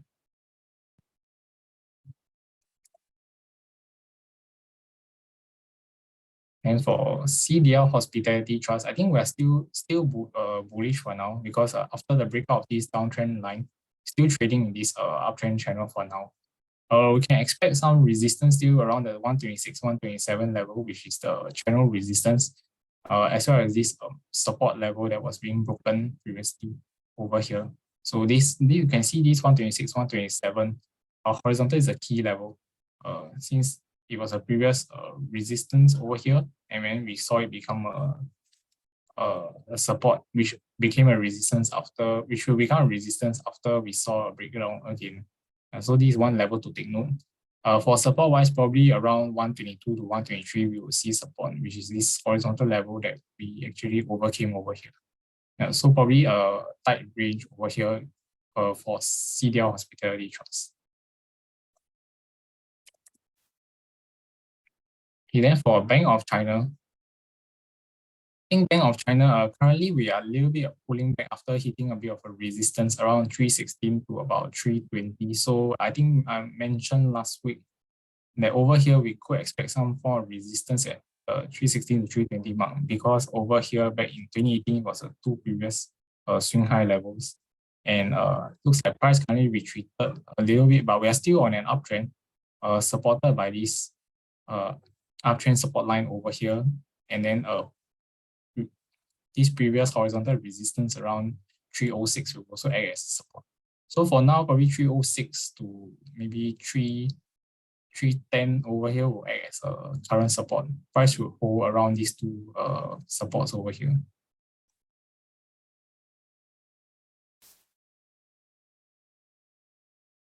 Okay, then this 3032 HSI Management Tech ETF. I think for now, we probably see some trading in a big range over here. So price is currently, I think, trading in this box over here. We actually broke a recent swing low around the 4.05 level. So this previous resistance, if we don't hold at this level at around 3, which is around the current price level, then we could see further downside to test the lows around 375. Then we would do a very big range over here. But price, if we see some sort of support coming in this week, then I think we could rebound to retest this support that was broken around 407 over here.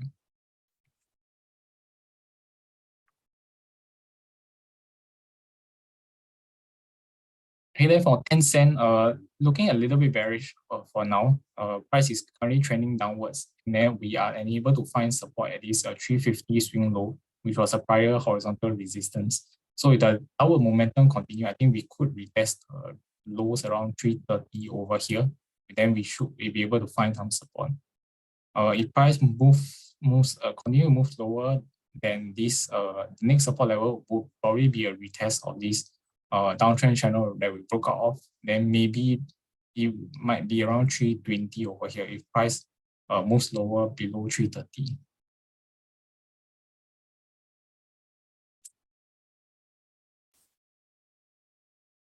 Okay, then for JD, I think price currently we actually last week we broke down this swing low support around 143 over here. So price is heading lower.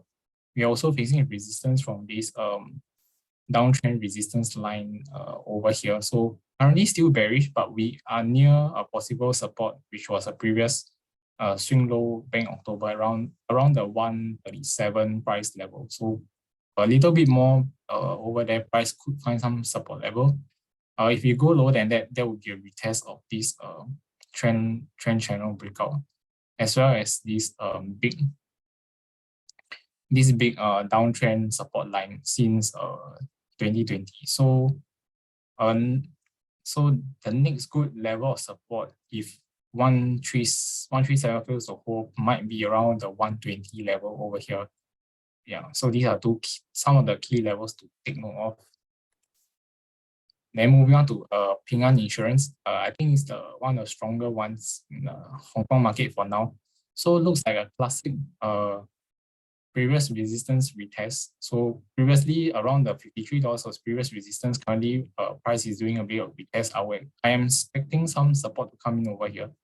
So if price able to do a rebound, then we could test these 56 again, then followed by the higher resistance levels near 58 to 59. But if price somehow fails to hold at this level, then we might revisit the lows, the strong support near the 50 level here, which is more unlikely. Yeah. But we still can't rule it out, given a little bit of a weakness and sideways movement in the Hong Kong market for now.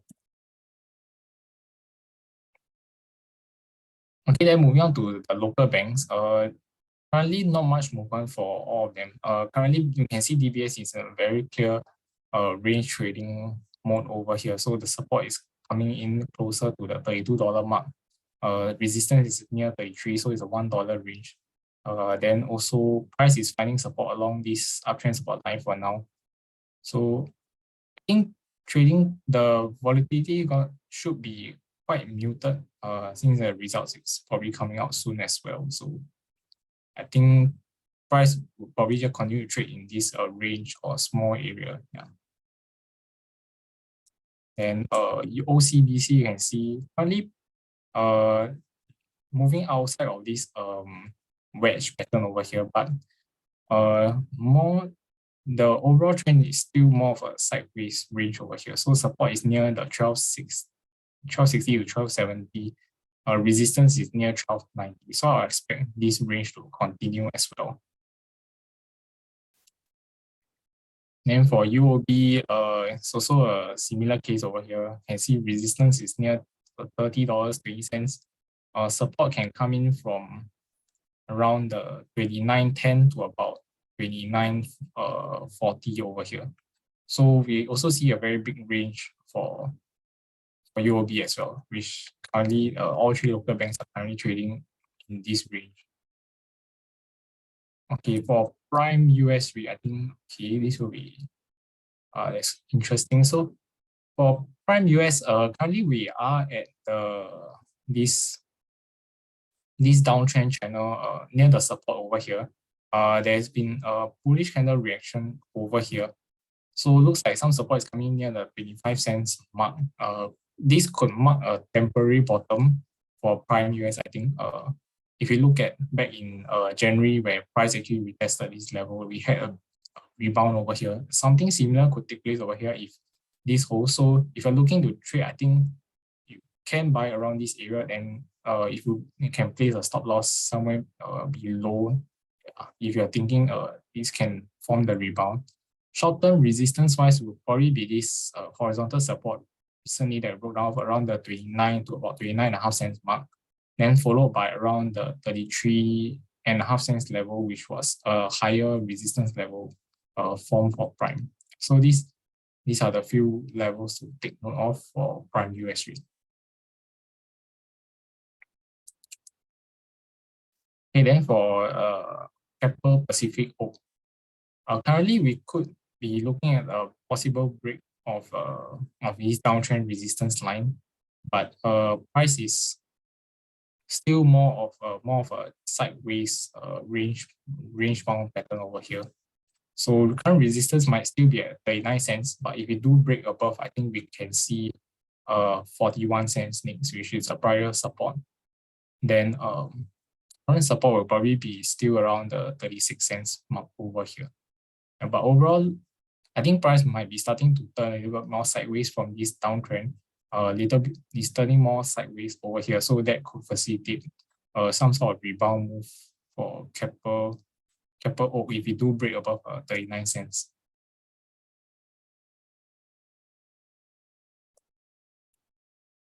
Okay, next one will be the Lion OCBC HST ETF. So for this, I think currently the bullish narrative is still intact of a possible inverse head and shoulders pattern. As long as we must see some support coming around the 65 cents level, which was a prior resistance. So price is currently over here. We could see some form of rebound if price is supported over here. And then current resistance will probably be this swing lows around 67.5 cents over here. Yeah. But if this level fails to hold, then I think we might be trending a little bit more towards a range pattern to retest the lows near 63 cents over here. Okay, someone asked, where can I get the real-time Fear and Greed index chart, also the VIX index? Okay, so for VIX, I think what I use is TradingView. So you can, under the symbol search, you can type VIX. Okay, then it will show up the chart for VIX. Yeah. Then for Fear and Greed index, I think you can just Google it, Fear and Greed index. The first search result from CNN, you just click onto it. So it will tell you the first thing that you see is this Fear and Greed index already. Currently is at 65 here. So then it will tell you the previous 1 week ago, 1 month ago, 1 year ago, what's the levels. And then if you are curious to look at the recent trends, you can click into timeline. And then for the part, it will show you the trend for the past 1 year. So hopefully that will be useful for you. Okay, back to TA, some other questions.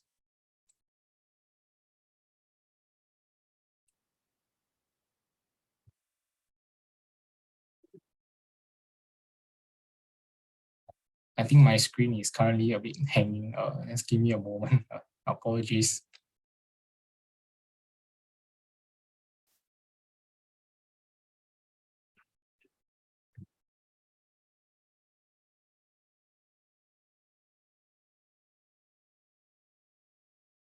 I think my screen is continuing. Okay, it's back. Great. Okay, so next one is Jaffa.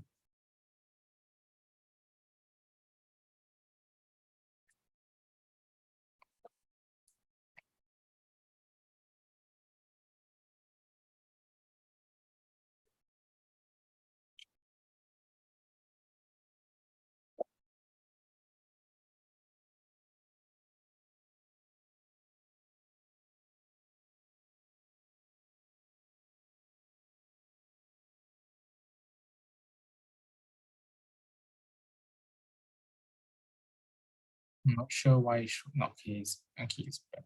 Hopefully it's okay for now. Okay, so for Jaffa, currently I think we are just range trading for now. Support is still at the near the 20.5 cents area. Resistance will be at the 24 cents mark. But from the current bearish trend, prior to this range, I think if we fail to hold at these levels, then we might see maybe a breakdown possible for Jaffa, given that on the fundamental front, I think they released a profit guidance update as well. So that wasn't very good. So there's something to look out for.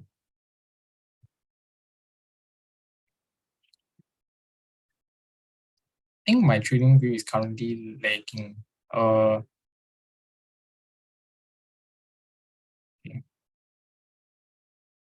Maybe some of my colleagues can take some of the other questions in the chat box first. I try to restart the app. Sure, thanks, Dean. Glenn, can you take on the iFast question?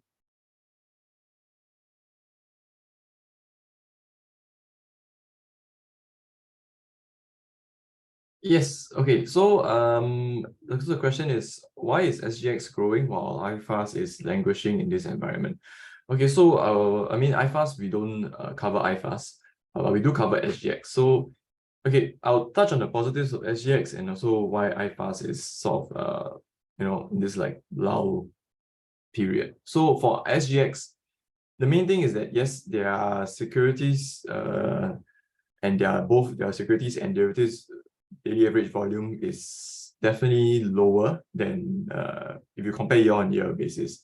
But what they are trying to sort of combat this would be increasing their derivatives pricing is increasing. And the second, and I'll say that one of their main points for SGX would be the rise in treasury income due to the high interest rate environment. So they have this huge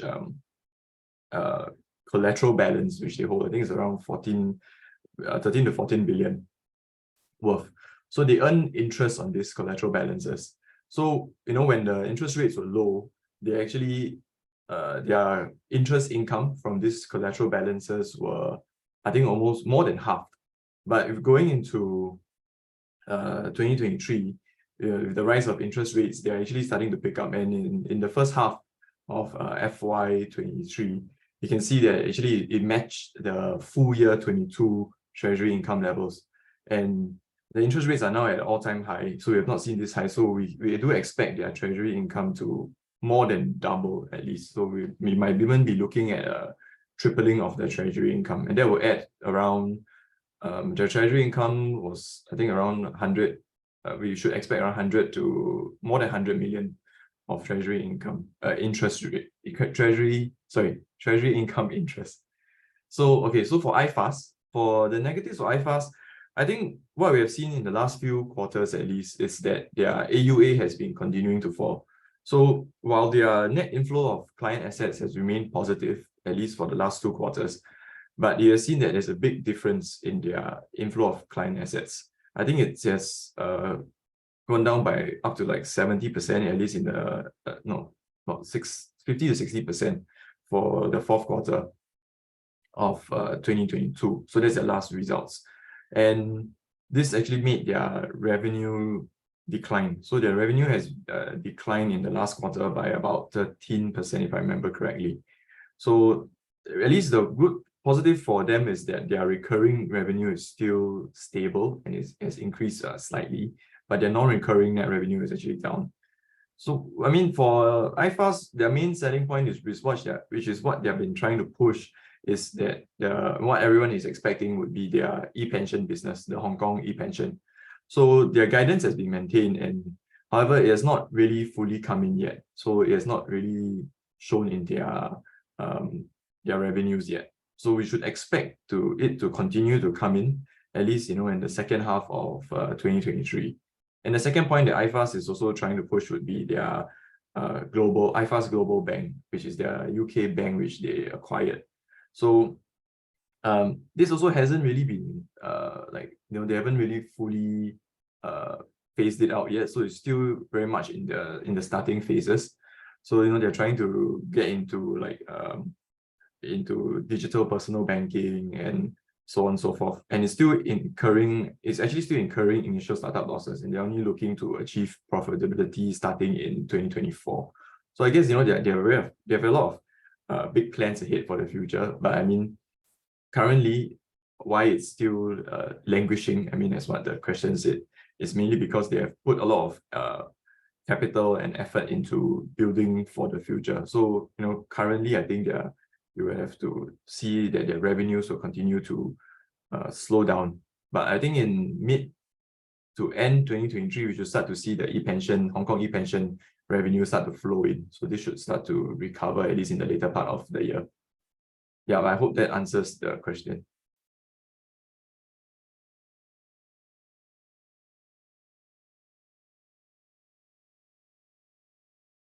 Yep. Okay, thanks. I think we probably just take one more, because I think maybe Zain has issues with the trading view. So the question here is that I know that Parkway REIT Hospital is midway through their leasehold, and it comprises 60% of holdings, while the Japan holdings are freehold. What impact would their leasehold properties have moving forward?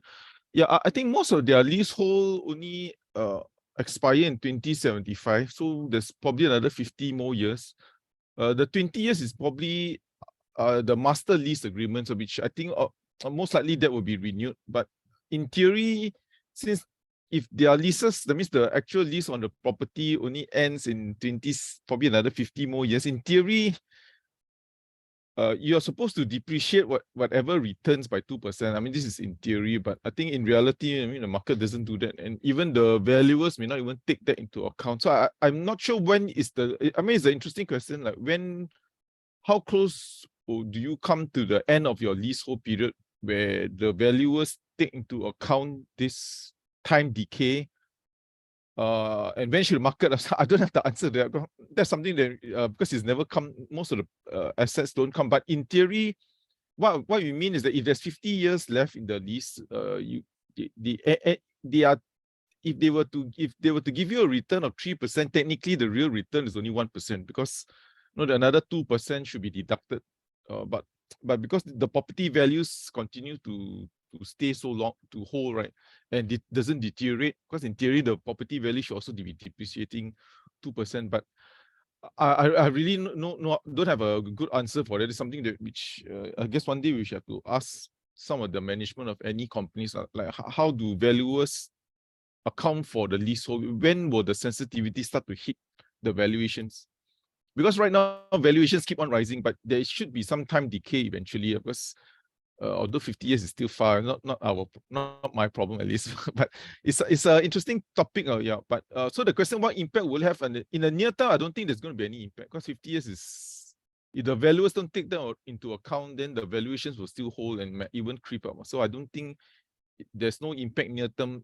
As to the exact time where it will have an impact on the valuations, now I'm not sure. There's something I need to clarify with them. Yeah, but it's a very valid and interesting topic and questions being brought up. But again, no answer, no concrete answer to that. Okay, Zain, are you okay, or you think if your trading view is down there, I think it's fine. I think we can just move on. I think it's still down. Yeah. Okay. Never mind. It's okay. So with that, like to thank everyone for your time. Do note the following Monday, there is no morning because it's a holiday on Monday. And then that's why the next time we will see you, I mean, if you are attending, will be the following Monday. So next week there will be no webinar. With that, I'd like to thank everyone for your time, and have a good long weekend, the upcoming weekend. Thanks again, and have a good week ahead. Thank you for all your time. Thank you for your time and all your questions. And take care, everybody. Thank you.